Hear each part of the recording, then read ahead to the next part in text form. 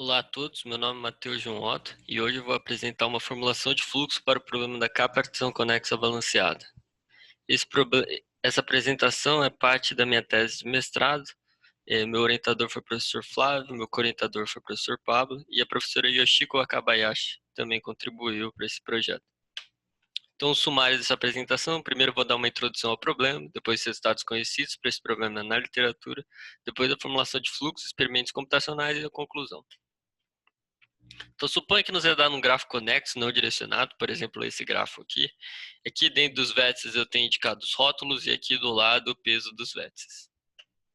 Aí eu particionei o conjunto de vértices desse grafo, por exemplo, nos vértices em amarelo e os vértices em azuis, de forma que o grafo induzido pelos vértices amarelos aqui é conexo e o grafo induzido pelos vértices azuis também. Aí se eu chamar de V1 os vértices que estão em amarelo e V2 os vértices que estão em azuis, então eu vou denotar por W de V1 o peso total dos vértices que estão dentro do V1, ou seja, a soma do peso dos vértices que estão em amarelo nesse caso. Então 2 mais 1 mais 1 mais 3 mais 1 é o W de V1, que é 8, e o W de V2 aqui seria 9. Então um pouco de notação: o colchete K vai denotar o conjunto de inteiros de 1 até K, e eu vou dizer que uma K-partição conexa é uma coleção V curvo, V1 até VK, tal que V curvo é uma partição de V e G de VI, ou seja, o grafo induzido pelo VI, é conexo para todo I que vai de 1 até K. Para todo I que vai de 1 até K, VI eu vou chamar de classe, e como eu disse, W de VI vai ser o peso da classe. Então agora eu posso definir formalmente o problema da K-partição conexa balanceada, ou BCPK, que vem do inglês Balancing Connected Partition. Nos é dado como instância um gráfico conexo, G, V, I, uma função de peso W que mapeia dos vértices processionais maior ou igual a zero. Uma solução é uma K-partição conexa, e o objetivo aqui é maximizar a classe com o menor peso. Então é dessa maneira aqui que nós estamos formalizando o conceito do balanceamento. Então essa figura aqui dá uma intuição por trás dessa função objetivo. Aqui eu ordenei as classes pelos pesos e plotei aqui como se fosse um histograma, né? O eixo Y aqui denota o peso da classe, então a altura dessa barrinha aqui é o W de V1, a altura dessa outra é W de V2 e assim por diante. E aqui eu tenho uma solução V1', V2', até VK', que ela é um pouco melhor que essa outra solução V1, V2, VK aqui. Então, se eu aumentei o peso do V1, isso significa que eu tive que tirar peso dessas outras barrinhas aqui, certo?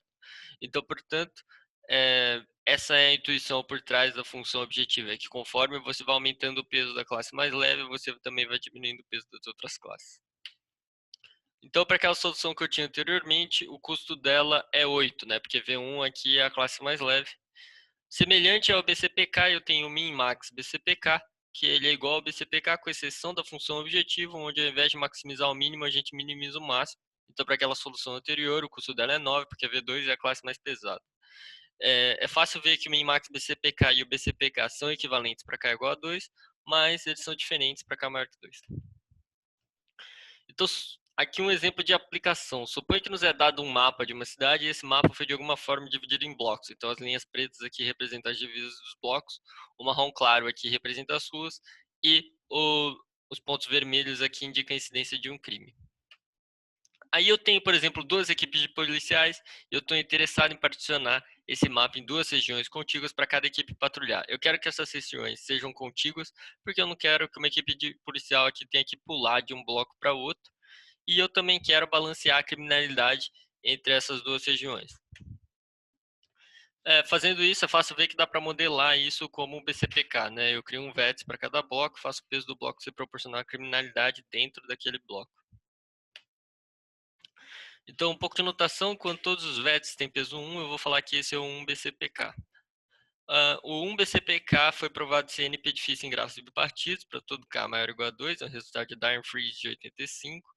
E, portanto, como esse caso específico já é difícil, então o caso geral também é difícil, né? A gente sabe muitos resultados de algoritmos de aproximação para esse problema, mas o que nos interessa mais aqui são formulações de programação linear inteira mista, em particular essa proposta pelo MATLAB de 2014 e essa outra dos Zul colaboradores em 2019, porque é contra essas formulações que nós vamos estar comparando os nossos algoritmos. Esse problema tem muitas aplicações. Eu falei aqui de patrulhamento policial, mas ele também pode ser aplicado a processamento de imagens, banco de dados e etc. Então aqui é a formulação de fluxo. Nós vamos criar um digrafo a partir do grafo de entrada, onde o conjunto de vértices desse digrafo é o conjunto de vértices do meu grafo de entrada e um conjunto Szão. Esse conjunto Szão ele vai ter um vértice para cada classe. Então o S1 é, por exemplo, o vértice da classe 1, o S2 o vértice da classe 2, o SK da classe K. Como nós vamos colocar arcos nesse digrafo, né? Para cada aresta que tem no meu grafo de entrada, eu vou colocar 2 arcos, um de ida e um de volta. E eu vou fazer com que esses SIs aqui dominem todos os vértices do meu grafo de entrada. Ou seja, existem arcos que vão aqui de S1 para todos os vértices do grafo de entrada. Então, nós vamos ter variáveis y de A na minha formulação, que são binárias e indicam se o arco está ou não na minha solução. A ideia é que com essas variáveis eu consiga uma arborescência para cada classe. Então aqui, por exemplo, eu teria uma arborescência correspondente à classe 1 e aqui eu tenho uma arborescência correspondente à classe 2. Fazendo isso, como eu tenho uma arborescência, eu sei que a classe é conexa. Aí eu vou passar fluxo pelos arcos que foram selecionados. Então, por exemplo, o S1 envia 8 de fluxo para esse vértice consome o próprio peso do fluxo, aqui dentro do vértice está indicado o peso, então ele consome 1, aí sai 7, aí o próximo consome 3, aí sai 4 e assim por diante. Nota então que o fluxo que é enviado pela fonte ele é totalmente consumido pelos vértices que vêm em seguida. Logo, o fluxo que sai da fonte corresponde ao peso da classe. Então, a classe 1 aqui ela tem peso 8 e a classe 2 tem peso 9. Então, a restrição 6 e 7 são só as variáveis que eu disse nos slides anteriores. A restrição 4 diz que exatamente um arco que sai de uma fonte deve ser escolhido. E a restrição 5 diz que exatamente um arco que entre um vértice no meu grafo de entrada deve ser escolhido. A restrição 2 diz que todo vértice consome o próprio peso do fluxo. E a restrição 3 diz que só pode passar fluxo por um arco que foi selecionado, pelas variáveis y. Aqui, W de V indica o peso total do meu grafo, né? A restrição 1 ordena as classes pelos pesos. Por quê? Porque o fluxo que sai do SI, ele corresponde, como eu disse anteriormente, ao peso da classe I. Logo, quando eu faço isso para I que variando de 1 até K menos 1, então eu imponho que W de V1 seja menor ou igual que W de V2 até o W de VK. Na função objetivo, então, eu maximizo o peso da classe 1. E dada essa ordenação, então, eu maximizo o peso de uma classe mais leve, que é como eu defini o problema.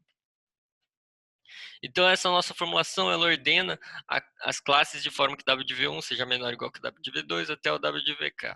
Essa ordenação não é necessária, né? Eu poderia criar uma variável z maior ou igual a zero e substituir as restrições 1 aqui por restrições desse tipo aqui, onde z é menor ou igual que o fluxo que sai de SI para todo i que vai de 1 até k. Fazendo isso e substituindo a função objetivo por maximizar o z, aí vai acontecer que o z vai acabar batendo lá no peso de uma classe mais leve. Então eu também formulo corretamente o problema com essa versão z da formulação de fluxo. Entretanto, não parece ser bom usar essa formulação, né? Porque na verdade que eu aumento o número de soluções simétricas fazendo isso, porque qualquer permutação de uma das classes de uma solução da formulação de fluxo original é também uma solução aí dessa formulação da versão Z. Entretanto, os nossos experimentos computacionais indicaram que essa versão Z pode sim ser melhor em algumas instâncias. Então, agora os experimentos computacionais. O código foi escrito em C++, utilizando as bibliotecas de grafo Lemon e o solver de programação linear inteira Gurobi. O tempo limite foi de 1800 segundos, ou seja, meia hora. E nós utilizamos grades e grafos conexos aleatórios como instâncias, porque foram essas instâncias utilizadas pelos outros algoritmos da literatura. Os pesos atribuídos são inteiros sorteados uniformemente dos intervalos de 1 a 100, de 1 a 500 e de 1000 a 5000, e para cada tipo de grafo nós geramos 10 instâncias e reportamos a média. Então aqui são experimentos para instâncias do tipo grade, com k igual a 2. Aqui a distribuição de peso foi do tipo A, mas não mudou muito para B e C. Eu só coloquei aqui o tipo A para ser representativo. Então aqui é a altura da grade e aqui é a largura da grade. Aqui a primeira coisa que nós notamos é que esse marrom e o rosa aqui, então, são barras que denotam o tempo de execução dos algoritmos da literatura, do MACT do Sul. E o laranja e o verde são os nossos algoritmos. Então, nota então que os nossos algoritmos são muito mais eficientes que os algoritmos da literatura, ainda mais porque o eixo y aqui está em escala logarítmica, né? Então, a diferença aqui é muito significativa. Além disso, para grades 15 por 15, os algoritmos de MapTzu não conseguiram resolver nenhuma instância. Eles sempre estouraram o tempo limite. Então, eles só conseguiram resolver até instâncias de tamanho 10 por 10. E a formulação de fluxo Z teve um desempenho levemente superior à formulação de fluxo nessas grades aqui. Então, como nós conseguimos resolver todas aquelas instâncias que foram propostas na literatura, nós criamos instâncias maiores. E aí nós conseguimos resolver até grades de tamanho 210 por 210. O que significa que nós conseguimos resolver grades com 400 vezes mais vetos que as maiores grades que eram resolvidas pelos algoritmos da literatura. Nota que nessas instâncias maiores, a formulação de fluxo teve um desempenho superior à de fluxo Z, o que significa que nessas instâncias maiores, talvez quebrar a simetria seja algo mais significativo. Nas instâncias pequenas, talvez essa quebra de simetria não tenha tanta importância. Aqui são instâncias do tipo grafos conexos aleatórios, aqui é o número de vértices, aqui é o número de arestas, e novamente dá para ver que os nossos algoritmos são muito mais eficientes que os algoritmos da literatura. Então agora experimentos com K maior que 2, agora K variando de 3 a 6. A primeira coisa que nós notamos nessa tabela é que eu estou indicado aqui entre parênteses min-max, né? Por quê?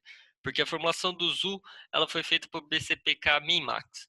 E a formulação do ZU é a única que foi feita para alguma variação do BCPK com K maior que 2. Então, para comparar com essa formulação que foi feita por BCPK min-max, eu adaptei a formulação de fluxo Z para funcionar para o caso min-max. É muito fácil de fazer essa adaptação, né?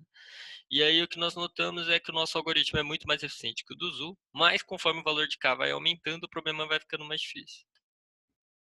Então foram essas instâncias utilizadas pelos outros algoritmos da literatura. Mas pode ser que essas instâncias sejam muito artificiais num contexto de uma aplicação prática, né?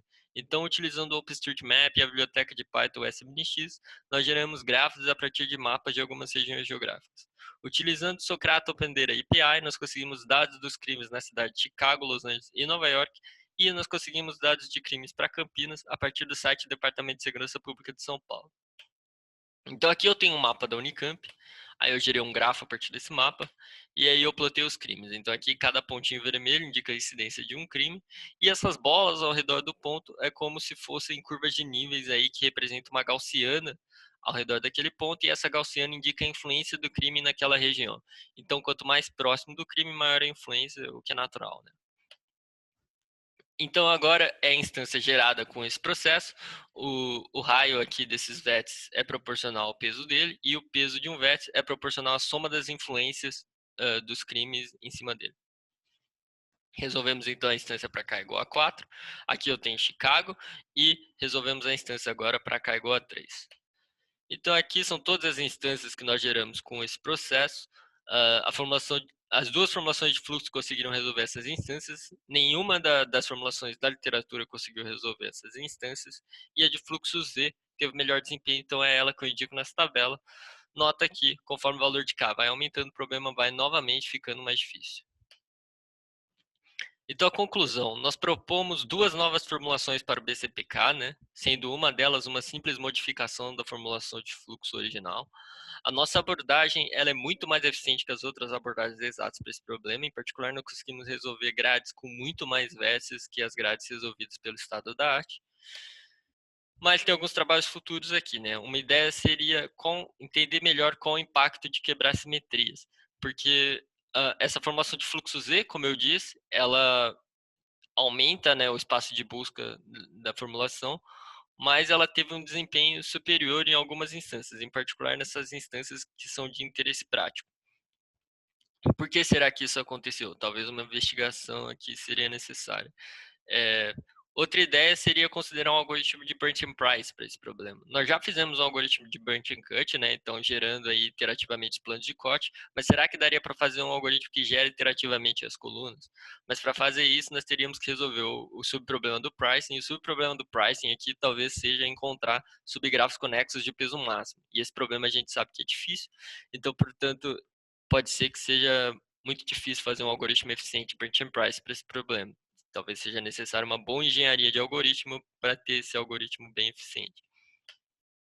Obrigado pela sua atenção. Agradeço a famílias, amigos e professores e as bolsas do CNPq e Alumni. Aqui são as referências usadas nessa apresentação. E esse aqui do meio é o artigo que nós publicamos no Simpósio Internacional de Otimização Combinatória. Flow aqui é a formulação que eu apresentei aqui.